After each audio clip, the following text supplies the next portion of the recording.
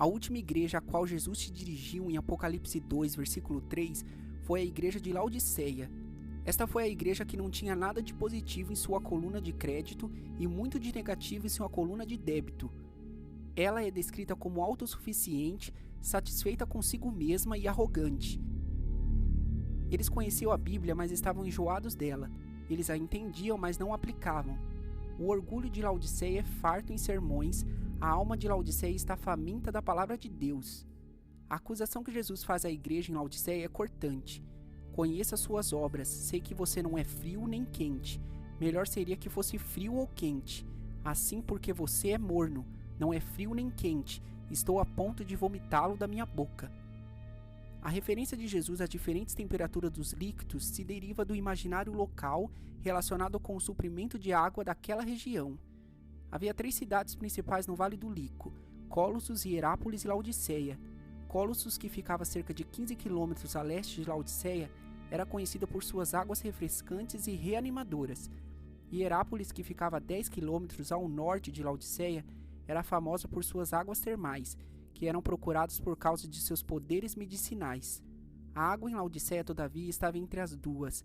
Era morna. Diferente de Colossos e Hierápolis, Laodiceia não tinha um suprimento próprio de água e ele tinha que ser bombeado a partir das águas termais de Denizli, uma cidade que ficava a cerca de 8 km ao sul. A água não tinha tempo suficiente para se refrescar nos aquedutos, portanto, quando chegava a Laodiceia, ela estava tépida. Portanto, fica claro que Jesus estava se referindo ao suprimento local de água para chamar a atenção dos laodicenses, quando falou sobre a condição espiritual deles. Ele estava dizendo que a condição espiritual deles era morna. Todos concordam nesse ponto. Mas o que Jesus quis dizer quando falou sobre a água quente e fria, o que ele estava comunicando, que condições espirituais essas temperaturas diferentes descrevem?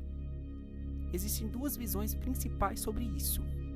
Primeiramente, alguns afirmam que quente representa um verdadeiro crente em Cristo, com zelo espiritual e fervor, alguém aquecido até o ponto da fervura espiritual, um cristão em fogo por Jesus.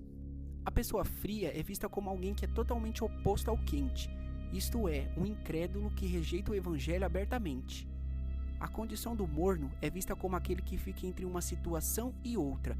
É o hipócrita que age como se conhecesse a Cristo, mas é indiferente a ele em seu coração.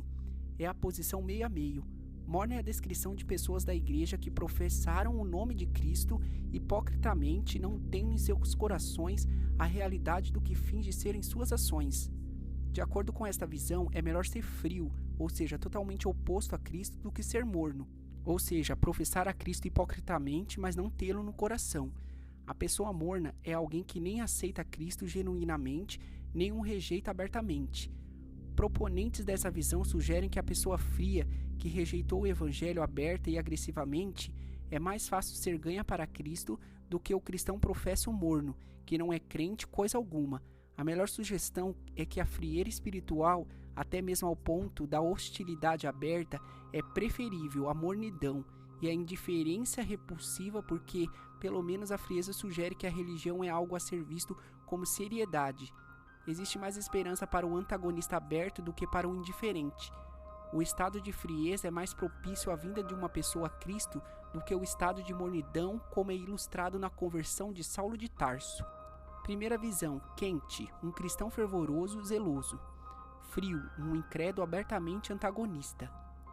Morno, um hipócrita que professa Cristo, mas não é salvo. A segunda visão, a que eu defendo, é que todas as 3 temperaturas representam crentes em Cristo. Quente e frio mostram crentes que são úteis ao Senhor, assim como a água quente de Hierápolis e a água fria de Colossos eram úteis às pessoas e benéficas. Morno, por outro lado, demonstra um crente que é inútil e improdutivo. Os líquidos que são quentes ou frios são bons para alguma coisa. Nós saboreamos café quente e chá quente. Nós apreciamos uma água gelada e outras bebidas refrescantes, mas quem vai querer uma xícara de café ou chá morno? Ou quem vai querer um refrigerante à temperatura ambiente, ou um banho morno? Líquidos quentes e líquidos frios são bons, enquanto que os líquidos mornos não são bons para nada. Laodiceia não estava dando nenhum frescor para os espiritualmente cansados, nem a cura para os espiritualmente enfermos. Era totalmente ineficiente. Então, a segunda visão, quente e frio, um cristão útil e benéfico. Morno, um cristão inútil que precisa se arrepender. Esta visão se enquadra no imaginário local que Jesus se empregou. Jesus está dizendo aos crentes em Laodiceia que, assim como as provisões de águas que eles tinham, eles eram estéreis e inúteis ao Senhor naquele momento e o deixavam com enjoo. O remédio deles seria se arrepender e voltar para o Senhor.